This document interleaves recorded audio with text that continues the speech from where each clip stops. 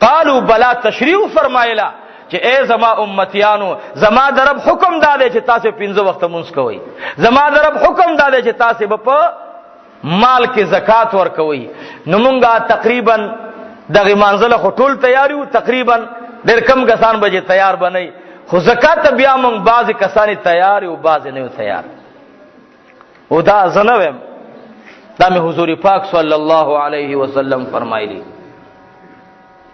ابو ذر رضی اللہ تعالی عنہ دا لوی صحابی دی، لوی شان الله ور کړي. او حدیث د چا دی؟ د مسلم او د بخاری شریف، چې دې حدیث متفق علیه وای، یعنی د دوه صحیحین ور باندې اتفاق دی. ابو ذر رضی اللہ تعالی عنہ مبارک هغه وای ز بیت الله شریف تلاړم، یا الله مونږ ټول بیت الله شریف ته بوتلې، یا الله د بیت الله شریف د سوري لاندې مو الله دعا نصیب کړي،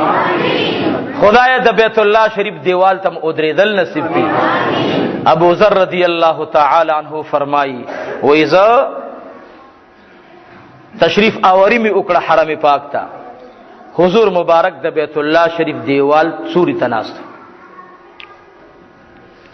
ابو ذر رضی اللہ تعالی عنہ مبارک فرمائی وی حضور علیہ الصلوۃ والسلام مبارک تورعنم، حضور فرمائل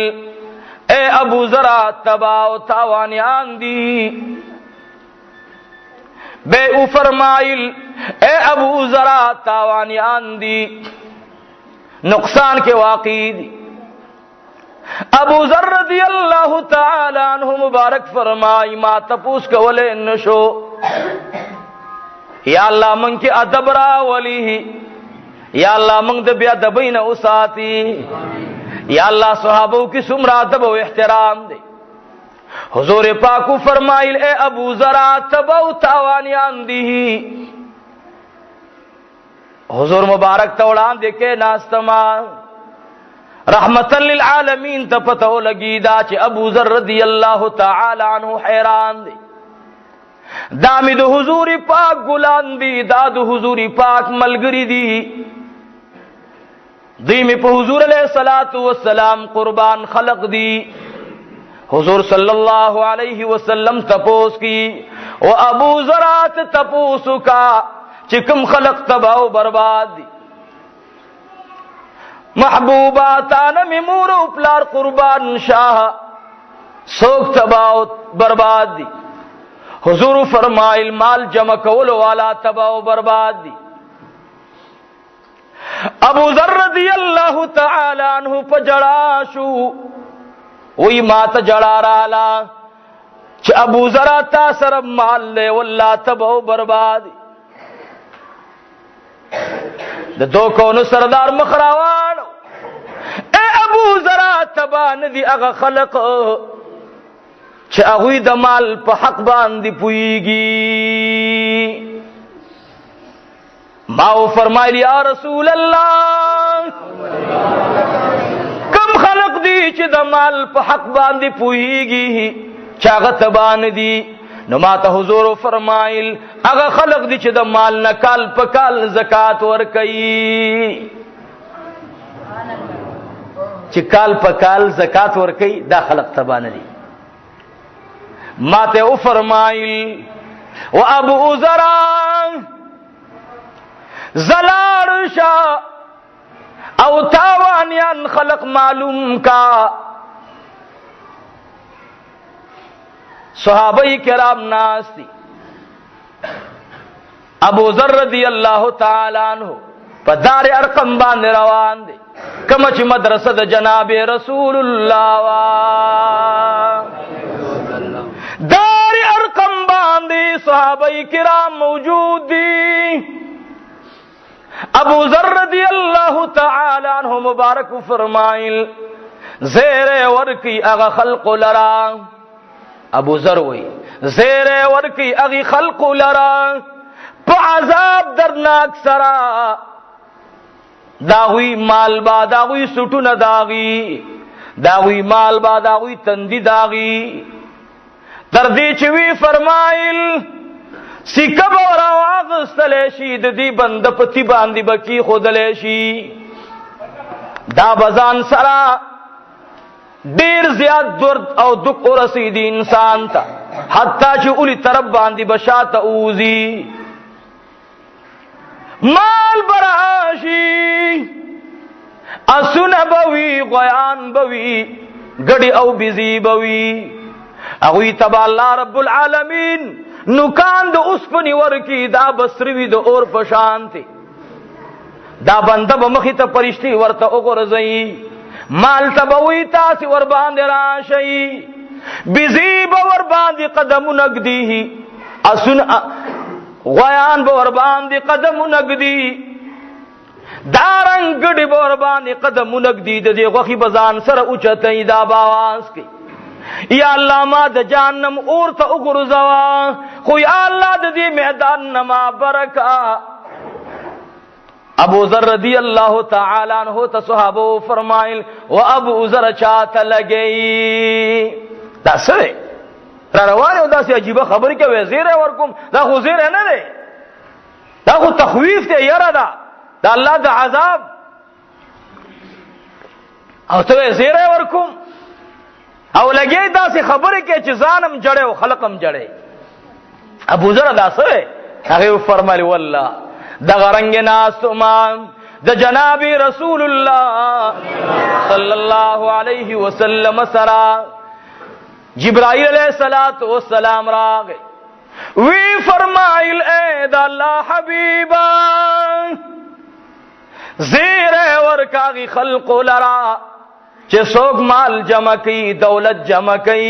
او زکات نه ورکوي زیر ورکاوی لرا فبشرهم بعذاب الیم زیر ورکاوی له عذاب درناک سرا دا خو رسول الله مبارک ته الله فرمایلو صبر مې نه کیدو زکه زر راغلم و صحابه زر زر کوي د مال حساب کوي چا سره چې څومره مال وي زکات واسی ورنه د الله رب العالمین د عذاب سپېړې ته ځان تیار کړي صحابه کرام چا سره چې مالو چا سره چې دولتو الله اکبر په هر یو باندې د جمی سخت تبراغله چې دا ولا سکو مال خو موږ سره شته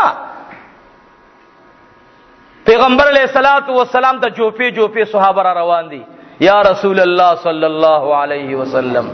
حکم د الله راغله دا په ټول مال کچا سره لګ نه لګ مال موجود وي نو موږ ټول تبا شو یا رسول الله سبقو حضور پاک وته فرمایل نا دا هغه مال والا چې الله مال ورکړي وي پاغي باندې کال تیر شوی وي او دا غي د نفقین بهر وي او هغه پاغي باندې بیا کال راشو دي دا غي مخکینی کال ته زکات اونباسي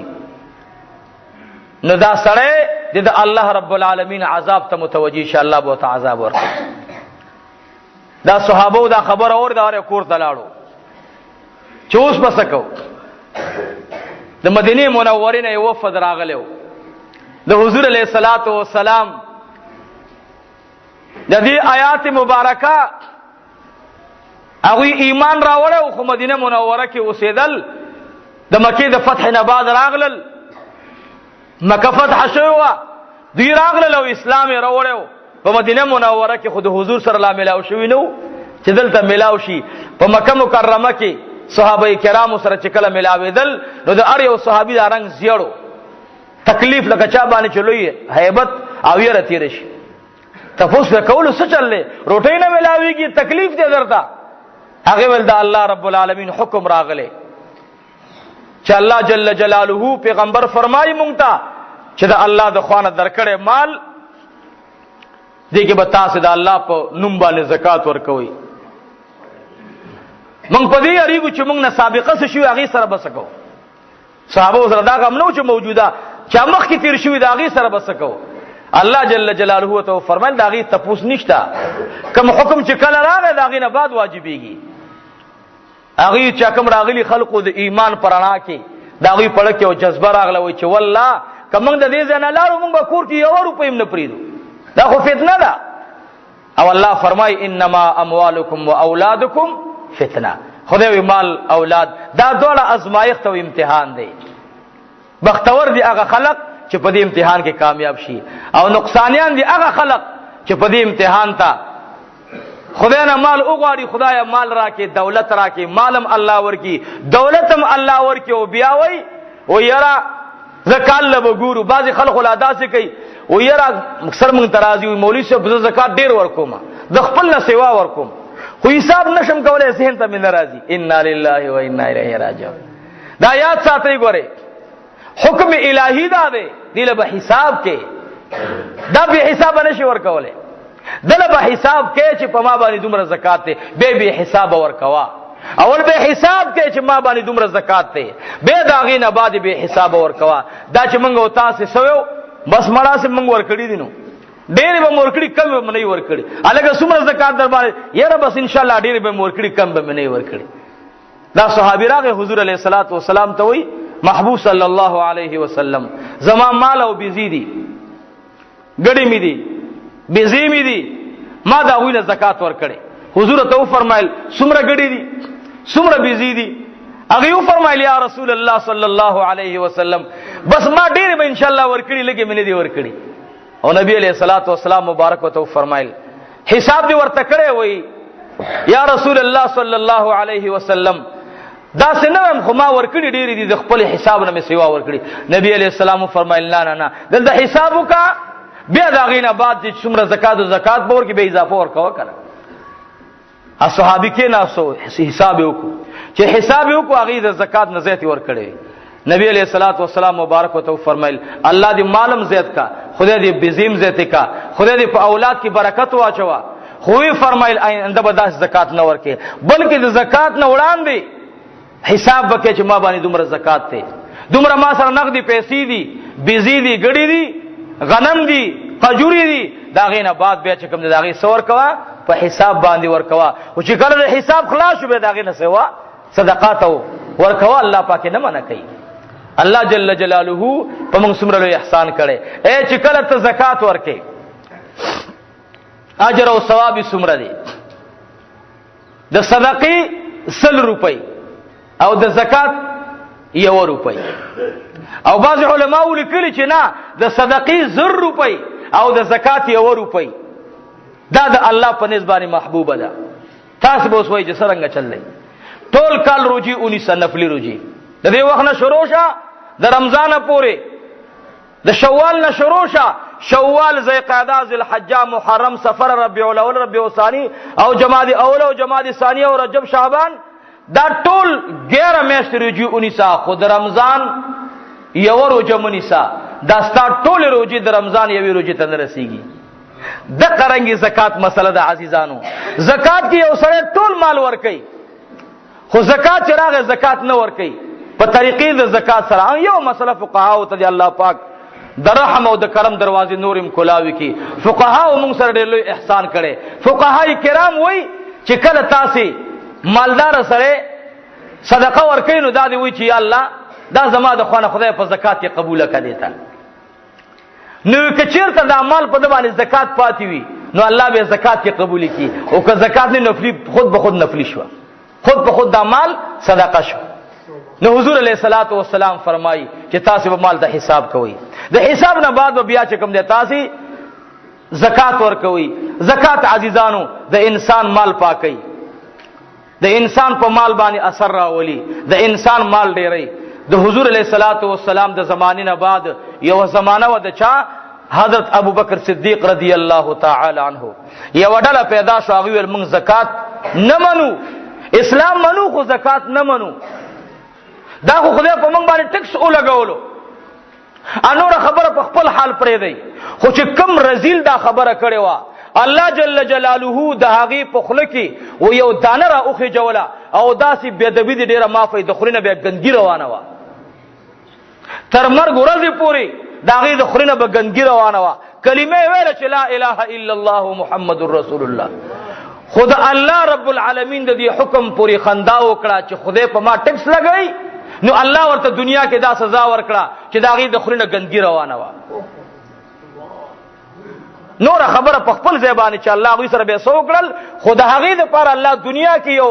سزا مقرر کړ چې د خورینه ګن روانو. د ابوبکر صدیق رضی الله تعالی عنہ دور نه بعد عمر فاروق دور راغی رضی الله تعالی عنہ. دی خپل زوی ته عبد الله ابن عمر ته ډیر لوی سړی دی ورته اے بچړیا دا الله رب العالمین د حکم لحاظ ساتان کله چې الله رب العالمین در باندې زکات لازم کړلو و بچیا ما خام کی ورکوا سبات مپریدا سبات ورکوا بیگات مپریدا. عبداللہ ابن عمر وی پلار می وفات شو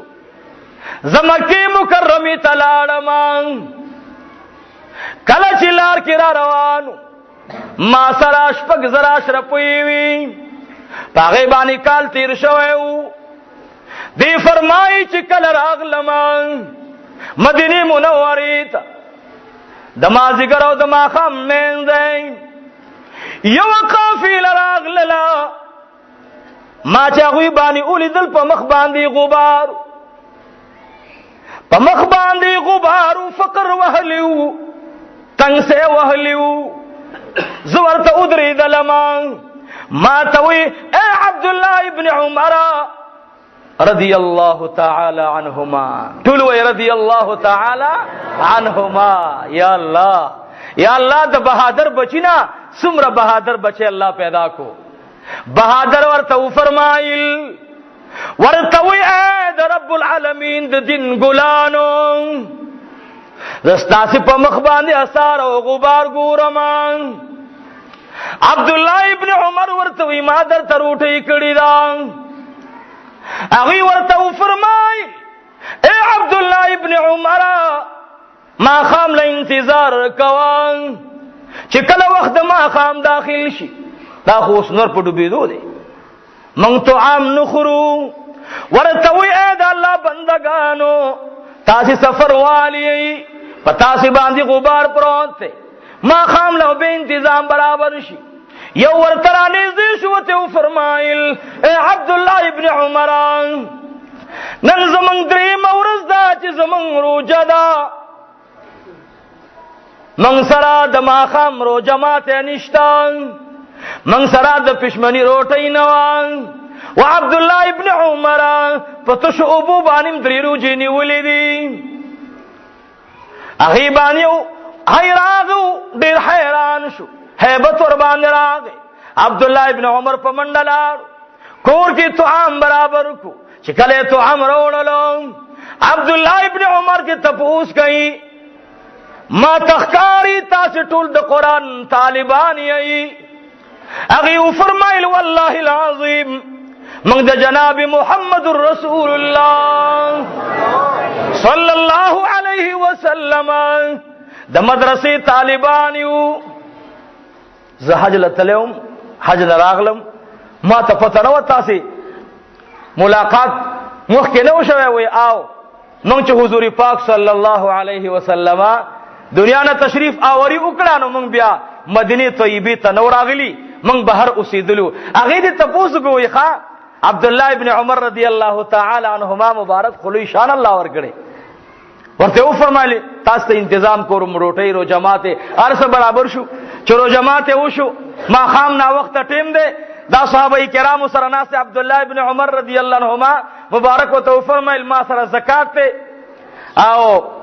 غواړم چې دا خپل حق ادا کوم ستاسو څنګه خوخه ده تاسو کې دا زکات ټول قبلوي کله کې قبلوي ته یو قبلوي. هغه فرمایل چې مونږه دا شپږ واړه کسان مستحقین د زکات یو مونږ زکات راکا. عبدالله ابن عمر ویل الحمدلله د خدای تعالی شکریا ادا کړه او به فرمایل چې زما پلار وفات شوه زما پزړی او ارمان داو چې یا الله کله به داسې وخت راشي چې ماته یو فقیر داسې ووایي چې ماته زکات راکړه او زه د زکات مستحق یم. خو تاسو نه دا تپوس کوم چې تاسو باندې دا درې ورځې نه هرې تیرې شوي په لاره کې هو بلا مالدار صحابه پراته دي بل چاته هم دا درخواست نه وکړی وای نه وای دا څه وجه ده وای اے عبدالله ابن عمر من شپږ واړه کسان د شپې ودو من خوب ولیدلو حضرت عمر فاروق رضی الله تعالی عنہ سره ملاو شو امیر المؤمنین عمر فاروق راته فرمایل پما باندې احسان وکي زما بچی باندې احسان وکي. اے عبد الله ابن عمر من د عمر فاروق رضی الله تعالی عنہ په دې خبره باندې ډېر خوشاله شو مطمئن شو. من یو بلتا فقیر ښکارا کړي نه وا سار چې ار یو را پاسې دلو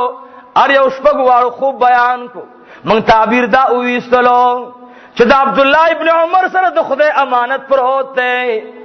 من د عبد الله ابن عمر نه د الله امانت راغستل غواړو.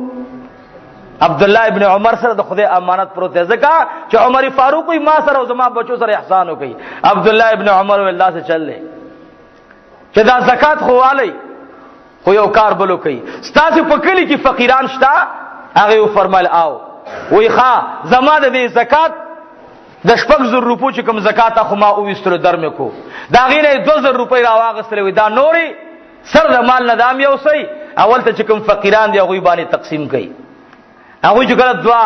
شپږ واړه کسانو چتېدل عبد الله ابن عمر ته یو سوچ راغی چې ګوره دې شپږ واړو کسانو کې بداسه کسانی چې هغه ډېر زیات مستحق وي چې هغه به کور ته نفقه وړي تراشه تاسو ته نه او چې تاسو کې څوک فقیران کور کې شته چې هغه سنې خوللې شپږ واړو کې اور او چچو چې او زما کور کې لا دومره سشته دی خدا ډېر زیات غریب دی.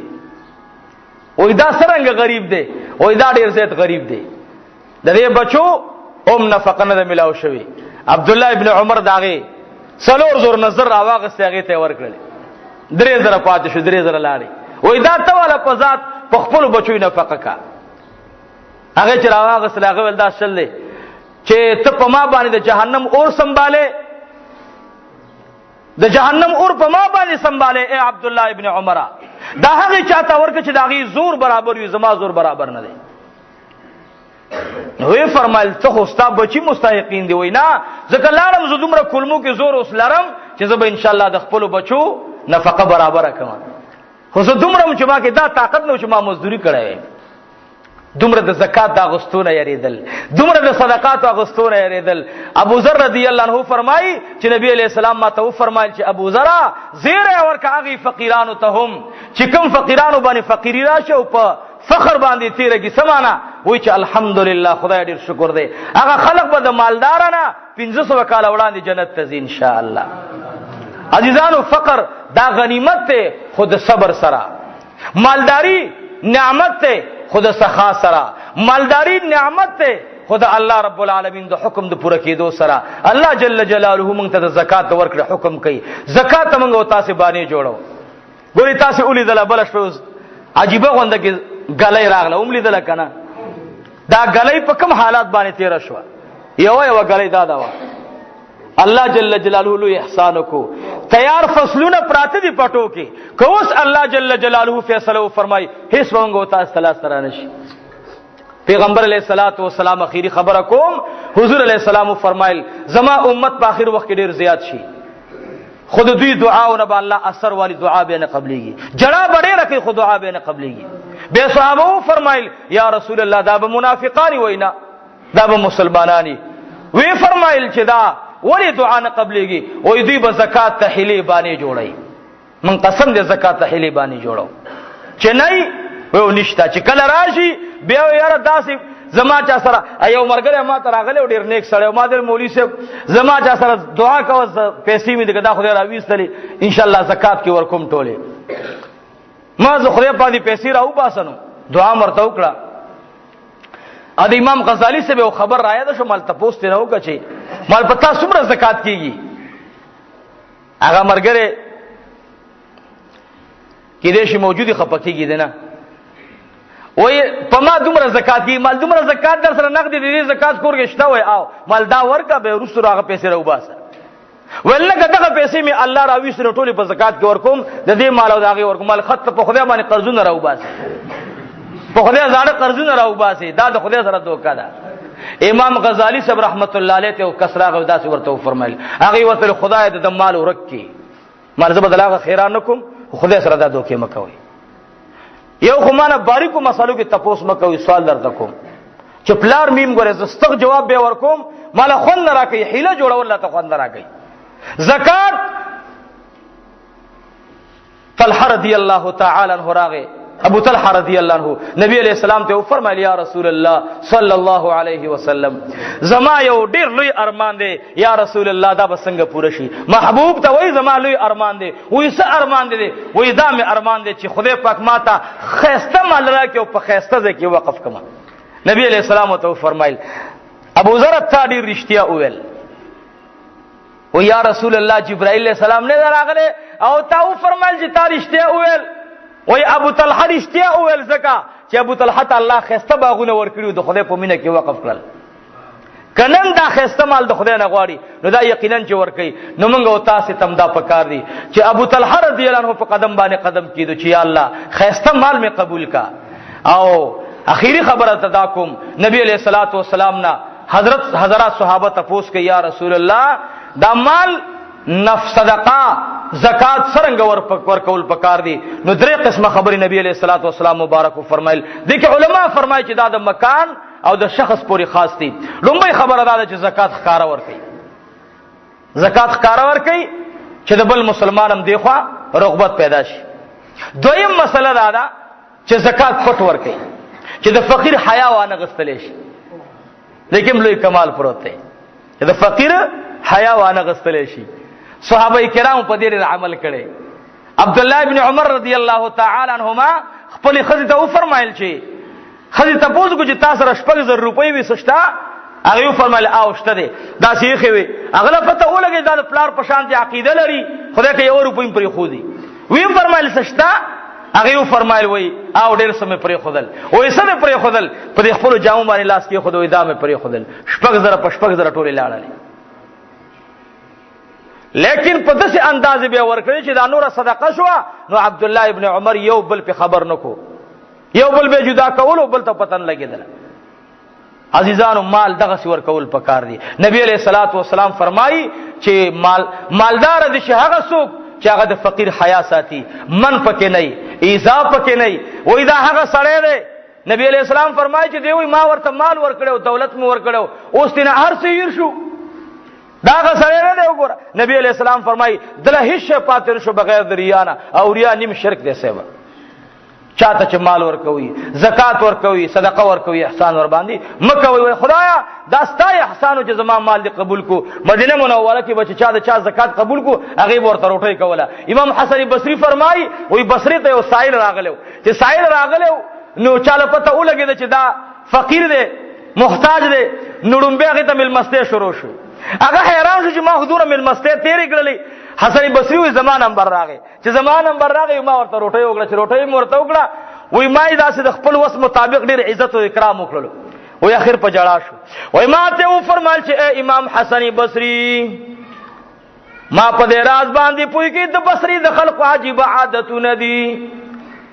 فقیران له عزت ورکي اکرام ورکي زخ فقیر ما امام حسن بصری وته فرمایل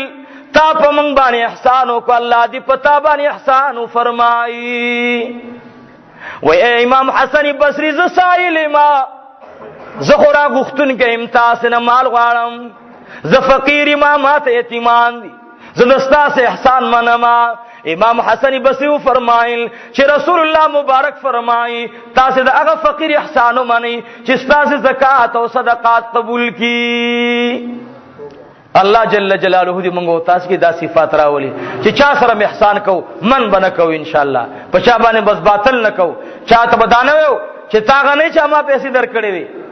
نبی علیہ الصلوۃ والسلام وی هلاک تشد هغه سخی مال چې هغه فقیر باندې رستو ګورګوري سنډي نو موږ تاسو ان شاء الله زکات ورکو د غنم او عشر دا پتا سي باندې لازم دی چل ول مکوي ګوري دا اسانه مسله ده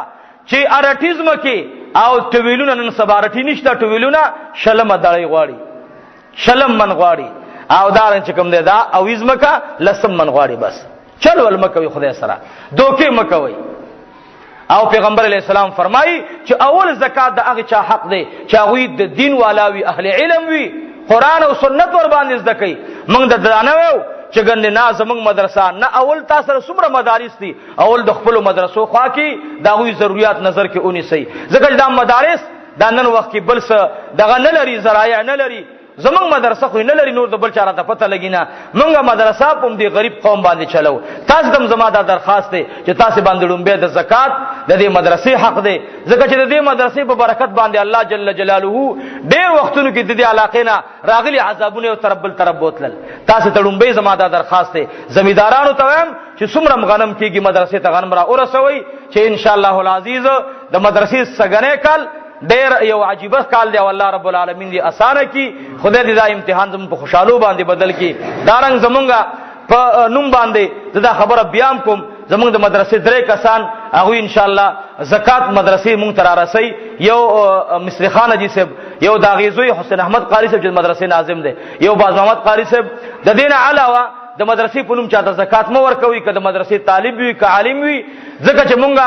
داسې ترتیب برابرو چې مونږ هم د مدرسې په حال باندې پوښو چې زمونږ را روان کال ته تقریبا د مدرسې را روان کال ته 14.5 लाख روپۍ خرچه برابرېږي دا زمونږ سره هیڅ نشته نو که تاسې داسې وای یا خو خلق ورکوي نه بانې جوړئ او یاره مولوي صاحب ستاسې یو کس راغلی مونږ ولا زکات ورکړو نو چاله دې ورکړو ما ته پته نشته ډاکټر ته چې ځي نو کمپیوټر نه علاج نه کې ډاکټر ته ځان رسي 100 روپۍ هغه ورکې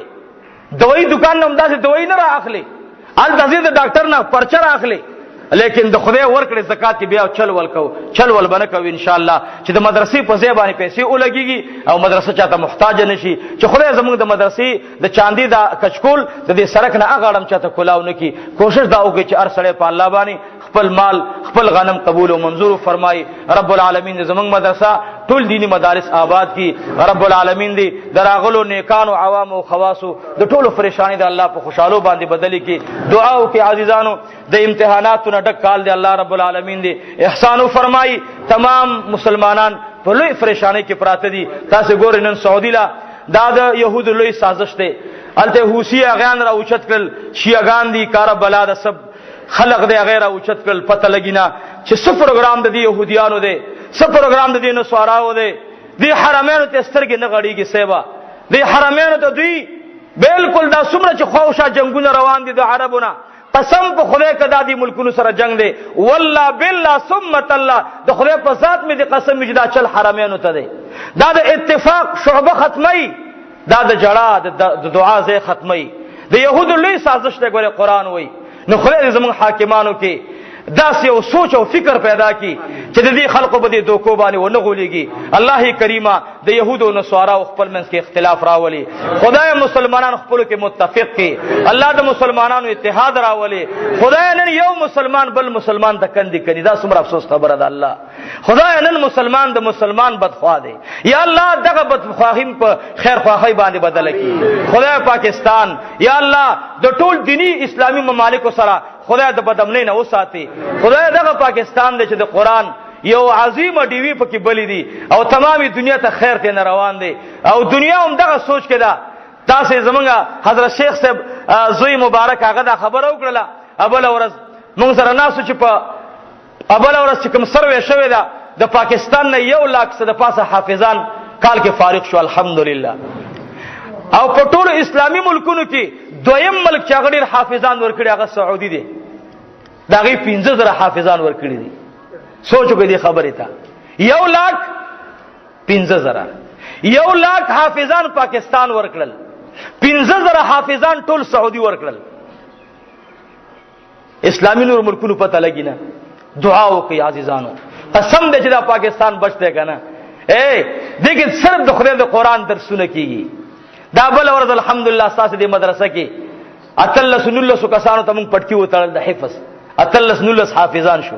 دا د چا په پیسو باندې استاد منګنی ولو چا سل ور کړي وي چا 200 ور کړي وي د میاشتې ماهانه چاندا چا څه زکات ور کړو پاغي زکات باندې د استاد د پاره پکېم لګیدلو پاغي باندې د استاد د پاره پرشم واچولې شو هغه د پاره استاد دا د بجلی تنظیم مو شو هغه ته استاد د پاره نور تنظیم مو شو ترخان تنظیم مو شو تاسو ټولې پیسې را جمع کړئ نو ټوله خرچه زمونږ د مدرسې 9.5 لک روپۍ تقریبا شوې ده او سور حافظان ورکل 19 حافظان او دې سره تقریبا 14 کو 14 ناظرې والا ختمونه والا او واته کسان د دورې والا دا په دې الکانو واس تقسیم کې چې یو طالب له څومره خرچه ورسېدله سوچ کوي عزیزانو دارنګ روان کله ته خدای ډیر داسې سیوا نور طالبان حافظان کې نورونو مدارس سره تعاون کوي، مدرسې آباد کوي، پاکستان به آباد وي ان شاء الله.